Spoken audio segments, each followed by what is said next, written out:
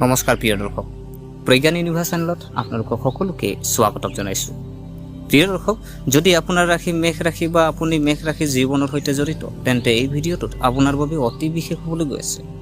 কাৰণ 2026 চনৰ ফেব্ৰুৱাৰী মাহৰ প্ৰথম সপ্তাহত আহি আছে শক্তি, নতুন সুযোগ, আৰ্থিক লাভ আৰু কেৰিয়াৰৰ পৰিৱৰ্তন। সেই সপ্তাহৰ গ্ৰহৰ গতিবিধিয়ে মেঘ ৰাশিৰ পক্ষত আজি বহু উল্লেখযোগ্য লক্ষণ দেখুৱাইছে।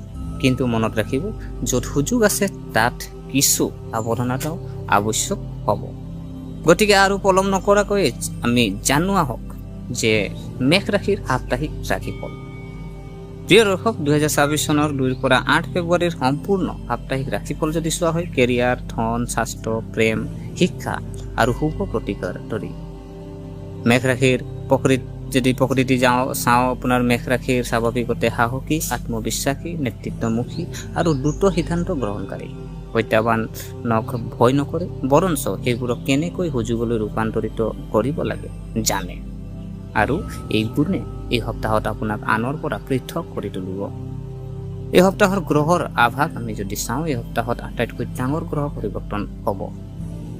আৰু 3 ফেব্ৰুৱাৰীৰ পৰা কুম্ভ ৰাশিত বুধ প্ৰৱেশ কৰিব। আৰু সেই প্ৰৱেশে আপোনাৰ বুদ্ধিমত্তা, যুক্তি, যোগাযোগ আৰু সিদ্ধান্ত গ্ৰহণৰ যিহেতু গ্ৰহ, আৰু যিহেতু বুধ প্ৰৱেশত আপোনাৰ বিশ্লেষণাত্মক ক্ষমতা, যিটো মেঘ ৰাশিৰ ওপৰত বিশ্লেষণাত্মক ক্ষমতা, উপস্থাপন দক্ষতা আৰু উদ্ভাৱনী চিন্তাধাৰাক শক্তিশালী কৰিব।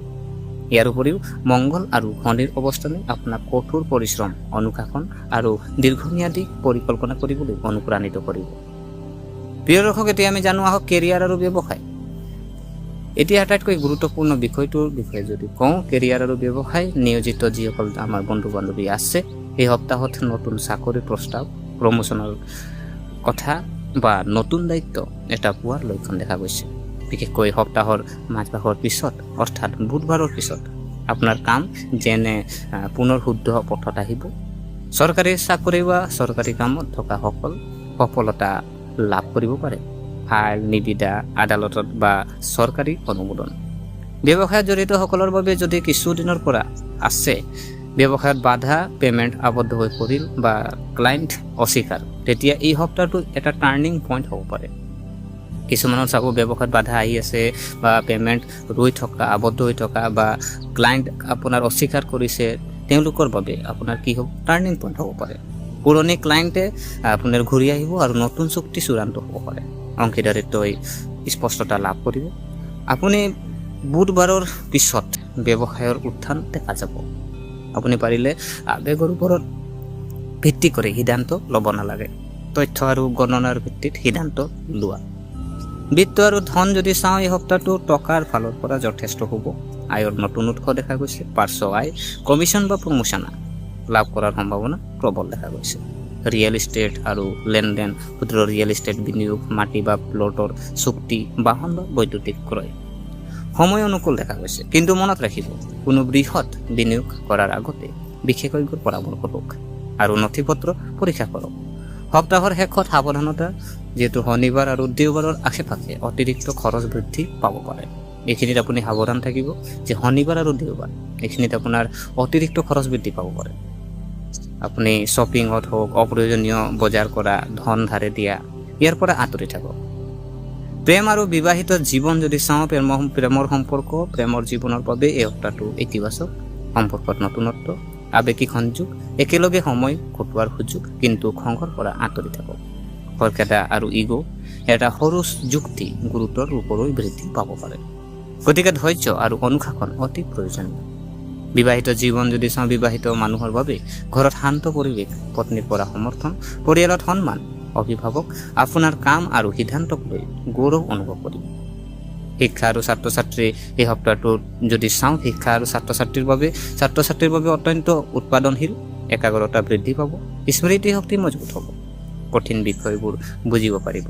প্ৰতিযোগিতামূলক পৰীক্ষাৰ বাবে প্ৰস্তুতি চলাইছে যিসকল ছাত্ৰ ছাত্ৰী, তেখেতসকলৰ যথেষ্ট লাভৱান হ'ব। আপুনি এলাহ, বিলম্ব কৰা, মোবাইলৰ নিচিনা আপুনি যন্ত্ৰৰ পৰা আপুনি আঁতৰি থাকক। প্ৰিয় দৰ্শক, ইয়াৰ পিছত আমি যদি চাওঁ স্বাস্থ্যৰ দিকটো আপোনাৰ কেনেকৈ যাব। স্বাস্থ্যৰ দিকটো যদি চোৱা হয়, আপুনি স্বাস্থ্যৰ ক্ষেত্ৰত শক্তিশালী সক্ৰিয় অনুভৱ কৰিব। ৰাতিপুৱা শক্তি, কাম কৰাৰ ইচ্ছা, ইতিবাচক মানসিকতা। কিন্তু সপ্তাহৰ শেষত ভাগৰুৱা, মূৰৰ বিষ, টোপনিৰ অভাৱ হ'ব পাৰে। গুৰুত্বপূৰ্ণ পৰামৰ্শ, যদি চাওঁ প্ৰচুৰ পৰিমাণে পানী খাব লাগে, সময়মতে খোৱা, আপুনি 7-8 ঘণ্টা টোপনি লোৱা, যোগ আৰু প্ৰাণায়াম আপোনাৰ বাবে অতি উপকাৰী হ'ব। প্ৰিয় দৰ্শক, মেষ ৰাশিৰ আপোনাৰ প্ৰতিকাৰ কিছু যদি চাওঁ, ভাগ্যৰ প্ৰতিকাৰ এই সপ্তাহৰ শক্তিশালী প্ৰতিকাৰ যদি আমি চাওঁ যে আপোনাৰ কি কৰিব, আপুনি হনুমানজীক আপুনি মংগলবাৰে গুড় হওক, বুট হওক, ইয়াৰ দ্বাৰা আপুনি কি কৰক, আপুনি আগবঢ়াওক আৰু সাহস বৃদ্ধি পাব, বাধা দূৰ কৰাত সহায় কৰিব। আৰু কেৰিয়াৰত সফলতা আনিবৰ কাৰণে আপুনি কি কৰিব, শনিবাৰে আপুনি আঁহত গছৰ তলত আপুনি বন্তি জ্বলাওক মিঠাতেলত, আৰু গৰুক পাৰিলে সেউজীয়া খাদ্য খুৱাওক, আৰু শনিবাৰে শান্ত থাকিব। আৰ্থিক স্থিতিশীলতা আপুনি যিহেতু লাভ কৰিব। সফলতাৰ বিশেষ প্ৰতিকাৰ যিহেতু আমি এইখিনিতো ক'লোৱে, আৰু ওপৰত আপোনাৰ বিশেষ প্ৰতিকাৰ কিছু কৰিব পাৰে, যেনে ধৰি লওক আপুনি ডালিম গছ এজোপা আপুনি ৰোপণ কৰিব। ক'ত কৰিব, যে আপুনি পাৰ্ক বা মুকলি ঠাইত। এই প্ৰতিকাৰক প্ৰতীক হিচাপে গণ্য কৰা, শক্তি, স্বাস্থ্য আৰু পবিত্ৰতা সফলতা। এই সপ্তাহৰ মন্ত্ৰ আপুনি জপ কৰিব পাৰে, ওম নমঃ ভগৱতে হনুমতে নমঃ, দৈনিক 11 বাৰ আপুনি জপ কৰক। প্ৰিয় দৰ্শক, মেষ ৰাশি এই সপ্তাহত আপোনাৰ আত্মবিশ্বাসৰ পৰীক্ষা আৰু পুৰস্কাৰ দুয়োটা কঠোৰ পৰিশ্ৰম আৰু প্ৰজ্ঞা। যদি আপুনি সঠিক সিদ্ধান্ত লোৱা, সঠিক সময় আৰু সঠিক ধৈৰ্য ৰাখে, তেতিয়া সফলতা, সন্মান আৰু আৰ্থিক লাভ আশ্বস্ত আপোনাৰ নিশ্চয় আছে। প্ৰিয় দৰ্শক, যিহেতু আজি আপোনাৰ এই আমি সাপ্তাহিক ৰাশিফলৰ বিষয়ে আজি মেষ ৰাশিৰ ওপৰত যিহেতু আমি আলোচনা কৰিলোঁ, গতিকে আজি আপোনালোকে ভিডিঅ'টো যদি ভাল পাইছে,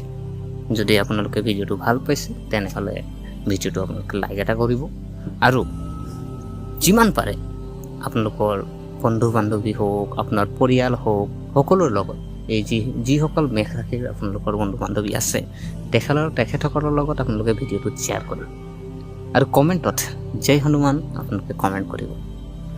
আৰু আমাৰ চেনেলটো যদিহে আপোনালোকে এতিয়ালৈকে ছাবস্ক্ৰাইব কৰা নাই, অনুগ্ৰহ কৰি ছাবস্ক্ৰাইব কৰি আমাক উৎসাহিত কৰিব বুলি আশা থাকিলে, পুনৰ লগ পোৱাৰ প্ৰতিশ্ৰুতিৰে আজিলৈ আমি বিদায় মাগিলোঁ। ধন্যবাদ।